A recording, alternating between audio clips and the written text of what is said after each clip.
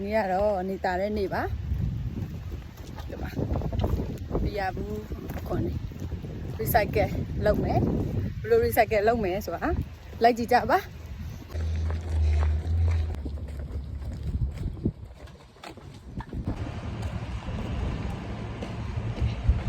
နေရာဒီဆိုတော့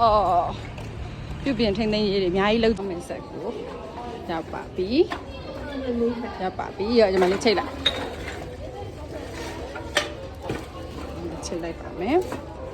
မလေးပဲဆက်ထည့်လိုက်နော်ပြီးရင်အမဒါလေးရိုက်လိုက်မယ်ဆိုရင်ဒီလေးတွေကိုဆက်ထဲကိုထည့်ရမှာပဲသူကသူစကန်ဖတ်ပြီးတော့အော်တိုကောင်းလုံးပေးသွားပါတယ်